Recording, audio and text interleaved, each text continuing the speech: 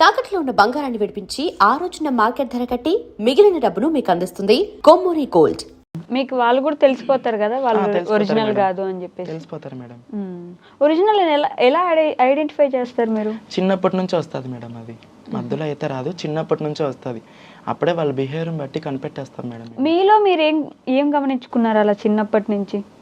అంటే మేడం ఆ దేవుడు తలరాత, అది హార్మోన్స్ ప్రాబ్లమ్స్ మేడం. అంతే, హార్మోన్ ప్రాబ్లమ్స్. బొట్టు పెట్టుకోవాలనుకోవడం, బొట్టు పెట్టుకోవాలి, కాంచనా సినిమా లాగా అలానే అనిపించేదా మీకు? మేడం. ఓకే, నేను తప్పుగా అనుకోవట్లేదు, తెలుసుకుందాం. అంటే వయసు పెరిగే కొద్దీ, బుద్ధి వచ్చే కొద్దీ అప్పుడే అర్థం అయిపోతుంది మేడం. నేనైతే అసలు అబ్బాయిల దగ్గర మాట్లాడేదాన్ని కాదు, అమ్మాయిల దగ్గర కూర్చునేదాన్ని, ఆడే తినేదాన్ని, వాళ్ళు ఓనీలు వేసుకునేదాన్ని, అట్లా చేసేదాన్ని చిన్నప్పుడు. వాళ్ళు ఏమనే వాళ్ళు కదా స్కూల్లో మిమ్మల్ని చూసి? చిన్న పిల్లోడు కదా, తెలియదులే పాపం ఆడుకుంటున్నాడు అనుకునేటోళ్ళు మేడం. ఓకే, అందుకే 10th తర్వాత ఇంక చదువుకోవాలనుకోలేదు? ఇంకా నాకు ఉండబుద్ధి కాలేదు మేడం. ఫస్ట్ అమ్మాయిలాగా మారిపోవాలని చెప్పి వెళ్ళిపోయారు. ముంబైలో 4 సంవత్సరాలు అక్కడే ఉండి మా వాళ్ళలో భిక్షాటనకి వెళ్ళేదాన్ని మేడం. మీ అందరికి మంచిగా ఇట్లా సపోర్ట్ చేసుకుంటారు కదా, ఒక ఇల్లు లేకపోతే మన ఇంట్లో ఉండొచ్చు అని చెప్పేసి? అది మాత్రం చాలా ఉంది మేడం.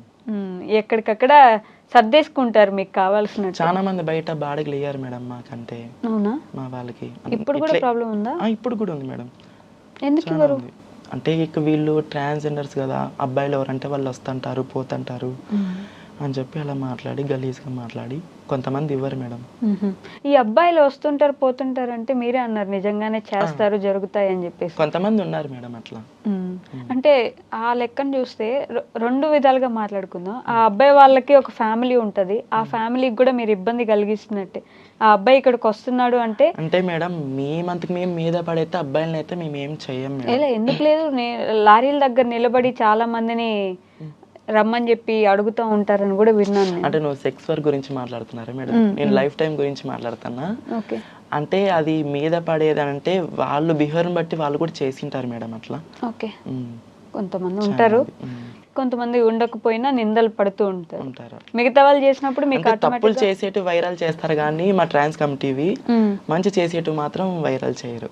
ఏం మంచి చేస్తారు బేసిక్ గా? అంటే బీద వాళ్ళకి అమౌంట్ సాయం చేస్తూ, పిల్లలకి అన్నం పెట్టిస్తూ. అవునా? చాలా మేడం. ఇప్పుడు మా గురువు ఉంది, బల్లారి చాంద్రని మా గురువు ఉంది. ఆమె చాలా మందికి అన్నం పెడుతుంటుంది. నెలకు 3-4 సార్లు ఖచ్చితంగా అనాథాశ్రయంకి ఖచ్చితంగా భోజనాలు పంపిస్తూనే ఉంటుంది. అనంతపూర్లో ఆసిఫ్ అమ్మ అని ఉంది మేడం, అనంతపూర్ జిల్లాలోనే, అనంతపూర్లోన. ఆమెకి ఎవరికైనా కొంచెం ఆపద వచ్చిందంటే 50,000, ₹1,00,000, 2 లక్షల వరకు ఇస్తుంది మేడం.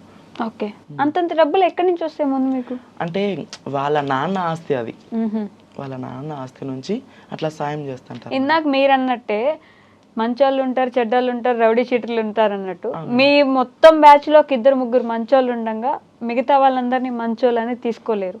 ఆ 3 చెడ్డోళ్ళు ఉన్నా ఆ చెడ్డగా ఉన్నదే హైలైట్ అవుతుంది, ఎందుకంటే చాలా పెద్ద గొడవ చేసేసి చాలా పెద్దగా వైరల్ అయిపోయేలాగా చేస్తారు కాబట్టి అదే ఇబ్బంది ఉంటుంది. కాబట్టి ఇబ్బంది పడ్డ వాళ్ళలో ఒకానొక టైంలో నేను కూడా ఉన్నాను కాబట్టి నాకు ఇంకా అది నేను ఇప్పటికి బేసిక్గా ఎప్పుడు కనిపించినా సరే డబ్బులు ఇస్తాను, లేకపోతే లేదమ్మా సారీ అని కూడా చెప్తాను. కానీ అలా ఇబ్బంది పెట్టే వాళ్ళు ఉన్నప్పుడు చూసినప్పుడు మాత్రం ఆటోమేటిక్గా అందరికీ కోపం వచ్చేది, ఎందుకు అలా చేస్తారు అన్నట్టు. అంటే భయపడతారు బేసిక్గా, వాళ్ళు ఏమైనా శాపనార్థాలు పెడితే అవి నిజం అవుతాయి అని చెప్పేసి భయం చాలా మందికి ఉంటుంది కదా. అందుకే నేను అనింది ఆ మంచోళ్ళు ఉన్నా సరే మిగతా వాళ్ళదే ఎక్కువ కనిపిస్తూ ఉంటుంది అని చెప్పేసి. వాళ్ళ గురించి ఏం మాట్లాడతారు మీరు? వాళ్ళ గురించి ఏం మాట్లాడతానంటే మేడం, మంచి మంచి టాలెంట్ పర్సన్స్ ఉన్నారు. అంటే ఈ పొద్దున ఈరోజు ఈ స్టేజ్లో ఉన్నానని కాదు కానీ అది భిక్షాటన చేయొద్దని నేను చెప్పను. ఓకే, ఎవరి వృత్తి వాళ్ళది. మంచి మంచి టాలెంట్ పర్సన్స్ ఉన్నారు, చాలా మంది గుర్తించలేకపోతున్నారు, చాలా మంది గుర్తించుకోలేకపోతున్నారు. నేనేం చెప్తానంటే మేడం, ఎక్కువ అబ్బాయిలకి అడిక్ట్ కావద్దని చెప్తా. ఓకే, నిన్ననే రీసెంట్గా ఒక అబ్బాయి కోసం చనిపోయింది మేడం, కర్ణాటకలో, బళ్ళారిలోన. Okay, transgender.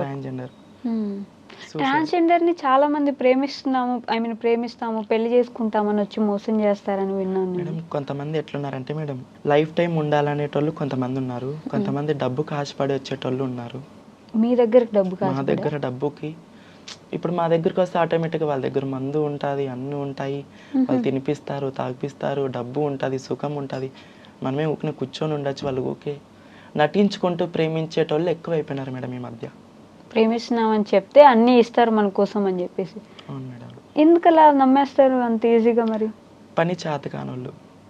పని చేతగానోళ్ళు అట్లా చేస్తారు మేడం ఎక్కువ. ట్రాన్స్జెండర్స్ కమ్యూనిటీ మీరు ఎందుకు అలా నమ్మేస్తారు వాళ్ళు వచ్చారు నిజంగా అంటే మేడం ప్రేమిస్తున్నారని? అమ్మ నాన్న ప్రేమకి చాలా దూరంగా ఉంటారు మా వాళ్ళు.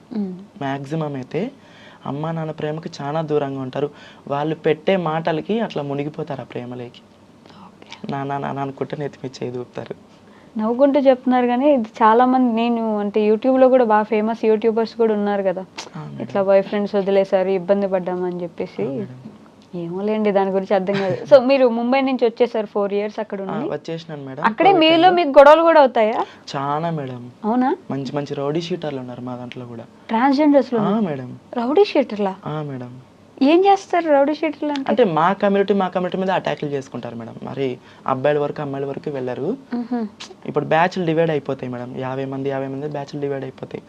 వీళ్ళ కలెక్షన్ ఎక్కువ వస్తే వీళ్ళకి తక్కువ అయిపోతుంది, వీళ్ళకి తక్కువ అయిపోతే వాళ్ళకి ఎక్కువ అయిపోతుంది కదా మేడం. అట్లా అటాక్లు చేసుకుంటారు ఒకరికొకరు. కలెక్షన్ విషయం వాళ్ళకి ఎక్కువ వస్తుంది, మా అడ్డలోకి మీరు వచ్చారు, ఇలాంటి గొడవలు కూడా ఉంటాయా? ఈ మధ్య ట్రాన్స్ చాలా ఎక్కువ అయిపోయినారు మేడం. బ్యాచ్లు డివైడ్ చేసుకుంటున్నారు. ఓకే, సో మీకు కూడా అట్లాంటి గొడవ అయింది? చాలా అయింది మేడం. అవునా? మీరు ఇక్కడ నుంచి వెళ్ళినప్పుడు వాళ్ళే కదా దగ్గర తీసుకున్నారు మేడం, లేదనేలేదు. నేను వాళ్ళ గురించి అయితే నేను చెడ్డగా ఏం చెప్పను. మా గురువు దేవత, మా గురువు నన్ను బాగా చూసుకుంది. 33 చూసుకొని నాకు మంచి చెడ్డ చేసింది. ముందుకి జీవితం 33 అంటే సర్జరీ అట్లా అలాగా. అది ఆ ప్రాసెస్ కూడా నేను మధ్య వీడియోస్ లో చూస్తున్నాను. ఆల్మోస్ట్ ఒక లైఫ్ పోయి వస్తున్న ఫీలింగ్ ఉంటది, అవ్వదు ఇంకా. సచ్చి బతికినట్టు మేడం. ఆ సర్జరీ చేయించుకొని వస్తే మళ్ళీ సచ్చి బతికి వచ్చినట్టు. చాలా రోజుల వరకు పెయిన్స్ ఉంటాయంట కదా? 41 days మేడం. ఓకే, ఇంట్లోంచి బయటకు రాకూడదు, ఎవరిని చూడకూడదు, కింద ఏం బెడ్షీట్ ఉండదు, ఏముండదు, బండలపైనే పడుకోవాలా, అబ్బాయిల్ని చూడకూడదు. ఎందుకు అలా? ఆ రూల్స్ అని ఎవరు పెట్టారు? ఆ పూర్వకాలం నుంచి వచ్చింది. ఇంకా అది కంటిన్యూ చేస్తానే ఉన్నారు ఇప్పటికి. 41 days కి గంగ పూజ అని చెప్పి బయటకు వచ్చి చేస్తారు. గంగ పూజ తర్వాత మాతా పూజ అని చేస్తారు. మా గురువు వచ్చి నలుపుసల దండ కడుతుంది. నలుపుసల దండ కట్టి మెట్టలు వేస్తాం. మీకు మీరే పెళ్లి చేసుకుంటారు? మాకు మేమే పెళ్లి చేసుకుంటాం. మీకు అసలు మొత్తం ఒక కమ్యూనిటీ పెట్టేసుకుంటారు కదా, ఇంకా బయట వాళ్ళని ఎవరిని రానివ్వరు. అదొక చాలా పెద్ద విషయంగా కనిపిస్తుంది. మీకు మీరే గొడవలు కూడా పెట్టుకుంటారు మేడం. ముంబై నుంచి గొడవ వేసుకుని? అంటే ముంబై నుంచి గొడవ వేసుకొని రాలేదు మేడం. కోవిడ్ టైంలో ఊరికి వచ్చా. ఓకే, అక్కడ ఉన్నారు కదా, ఎవరూరిలో వాళ్ళకి పంపించేసినారు. నేను గుంటకల్కి వచ్చా. అప్పటికే నాకు ఒక ఫీలింగ్ ఉండేది, నేను భజన వేయాలా, నేను ఒక స్థాయిలో ఉండాలా, ఇది వద్దు నాకు అని చెప్పి గుంటకల్లో డోల్ మాస్టర్ మా అన్న అని చెప్పి అన్నని అడిగా, అన్న నువ్వు భజనకి వెళ్తావు కదా, నేను వస్తా అన్నా అని అడిగిన. రా అమ్మా, నువ్వేం బాగున్నావు కదా, రా అమ్మా అన్నాడు. అప్పుడు ఇంకా లా ఉండేదాన్ని మేడం, లా ఉండేదాన్ని, ఇటు వరకు హెయిర్స్ ఉండే నాకు అప్పుడు. ఓకే, తోలుకొని పోయినాడు. ఒక గంట సేపు అన్నా మేడం. వాటర్కి దప్పుకొని పారిపోయి వెనక్కి వచ్చేసిన మేడం ఊరికి. ఓకే, అంటే పాడలేకనా? ఆడలేక. ఓ, ఎగురుతూనే ఫస్ట్ టైం మేడం అంతమంది జనాల్లో మనం డాన్స్ ఆడాలంటే ఎట్లుంటది. ఇప్పుడు ఇక్కడికి ఫస్ట్ టైం వచ్చా, ఇప్పుడు మీరు ఉంటేనే నేను మాట్లాడలేకపోతున్నా. అట్లా అంతమంది జనాలు చూసి కొంచెం భయం పుడుతుంది కదా మేడం ఫస్ట్ టైం. వెనక్కి వచ్చేసిన మేడం పారిపోయి. ఏదైతే అది కానీ చెప్పి మరి నెక్స్ట్ టైం పోయినా. అక్కడి నుంచి వచ్చాక మీ మమ్మీ వాళ్ళ ఇంట్లోకి రానిచ్చారా? ఎక్కడి నుంచి మేడం?